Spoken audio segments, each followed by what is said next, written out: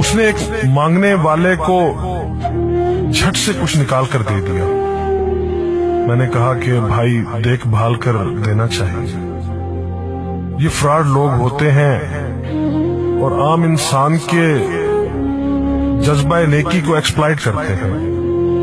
फरमाने लगे आपने वजह फरमाया, मैं पहले ऐसा ही करता था, फिर एक वाक़ये ने मेरी दुनिया बदल कर रख दी। मैं धर्मपुरा लाहौर में अपने घर से साइकिल पर निकला था कि ठेकेदार से अपने बकाया जात वसूल कर लूं।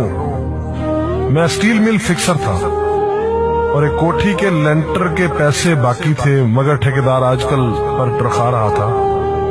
मैं साइकिल पर जा रहा था कि एक शख्स अपना बच्चा फुटपाथ के किनारे लिटाए अस्पताल पहुंचाने के लिए टैक्सी का किराया मांगता फिर रहा था।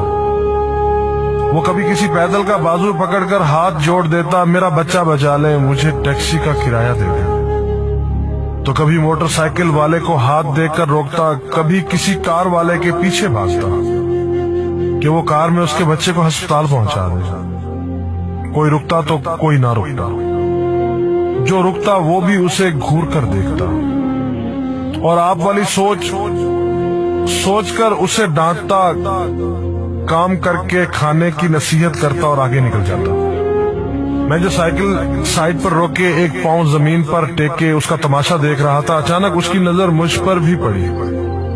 उसने मेरी साइकिल का हैंडल पकड़ लिया। भाईजान खुदा के लिए मेरे बच्चे की जिंदगी बचा ली, उसको सख्त बुखार है, आप नीचे उतर कर उसको देख तो नहीं, आपको यकीन आ जाएगा। आप देंगे तो शायद किसी और को भी एतबार आ जाए, मगर मैं भी आपकी तरह सोच रहा था। फिर जिस जारहाना अंदाज में उसने मेरी साइकिल का हैंडल पकड़ रखा था, लगता था कि इधर मैं साइकिल से उतरा और उधर वो साइकिल पकड़कर भाग जाएगा। मैंने भी उसे काम करके खाने की तलकीन की और पिछले जुमे में सुनी हुई हदीस उसको भी सुना दी। कमाकर खाने वाला अल्लाह का दोस्त होता है, और अपना हैंडल छुड़ाकर बुड़बड़ाता हुआ आगे चल पड़ा। हरामखोर हमें बेवकूफ समझते हैं। 2-3 घंटे के बाद जब मैं बकाया जात वसूल करके वापस आया तो वो अभी उसी जगह खड़ा मांग रहा था। बच्चे को अब वो सड़क के पास ले आया था और उसके चेहरे से कपड़ा भी उठा रखा था। वो धाड़े मार मार कर रो रहा था। अब वो बच्चे के कफन दफन के लिए मांग रहा था। मैंने साइकिल को रोककर पांव से नीचे टेका और मैयत के चेहरे की तरफ देखा। फूल की तरह मासूम बच्चा जिंदगी की बाजी हार गया था। मेरे रोंगटे खड़े हो गए। मैंने जेब में जो कुछ था बकाया जात समेत सब बगैर गिने निकाल कर बाहर फेंका, और इससे पहले कि उसका बाप मेरी तरफ मुतवज्जे हो, साइकिल उस तेजी से चलाकर भागा गोया सारे लाहौर की बलाएं मेरे पीछे लग गई। मैं घर पहुंचा तो मेरा बुरा हाल था। थोड़ी देर बाद मुझे बुखार ने आ घेरा। बुखार भी कुछ ऐसा था गोया मेरे सारे गुनाहों का कफारा उसी बुखार से होना था। घर वाले मुझे अस्पताल के लिए लेकर निकलते और मैं चारपाई से छलांग लगा देता। मुझे अस्पताल नहीं जाना था। मैं उसी बच्चे की तरह एड़ियां रगड़ रगड़ कर मरना चाहता था। 2-3 दिन के बाद बुखार को तो आराम आ गया, मगर मैं जहनी मरीज बन गया। मुझे लगता गोया मेरा अपना अकलौता बेटा जो 3री क्लास में पढ़ता था वो उस बच्चे के कफारे में मर जाएगा।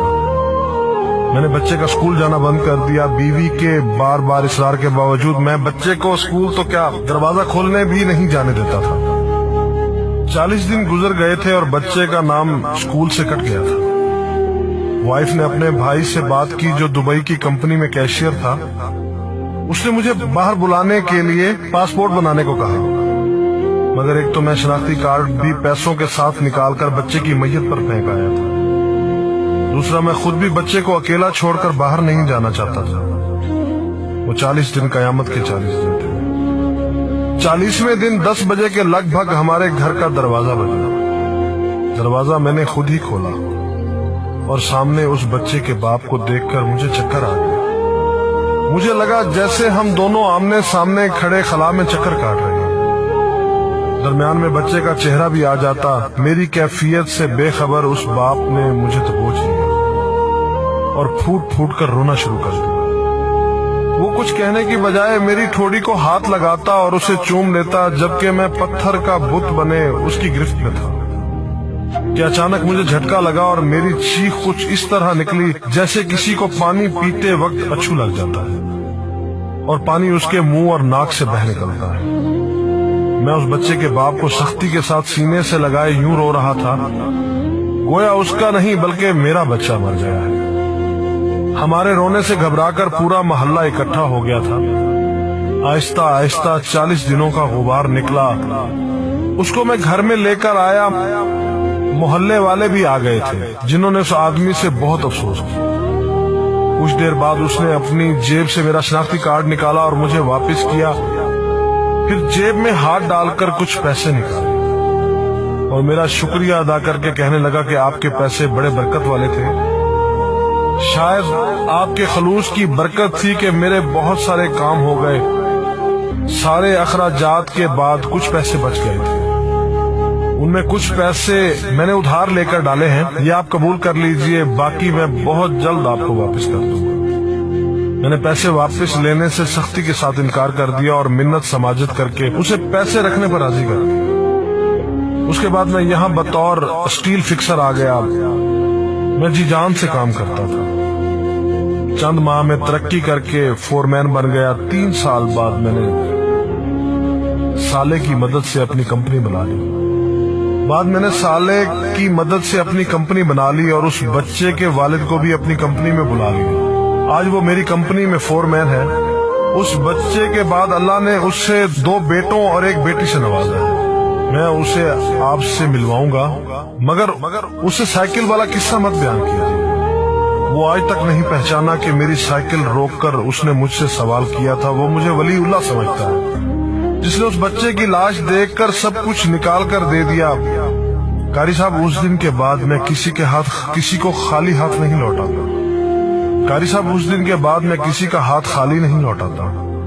تھوڑا سا دینے سے نہ وہ امیر ہوتا ہے اور نہ میں غریب ہوتا ہوں۔ بس دل کو تسلی ہوتی ہے کہ میں اس بچے کا خون بہا ادا کر رہا ہوں۔ رہ گئی لوٹنے کی بات، تو قاری صاحب ہمیں کون نہیں لوٹتا؟ جوتے والا ہمیں لوٹتا ہے، کپڑے والا ہمیں لوٹتا ہے، سبزی اور گوشت والا ہم کو لوٹتا ہے۔ اتنا لوٹنے کے بعد اگر کوئی ہمیں اللہ کے نام پر لوٹ لے تو شاید حشر میں ہماری نجات کا سامان ہو جائے کہ یہ بندہ میری خاطر میرے نام پہ لوٹتا رہا ہے۔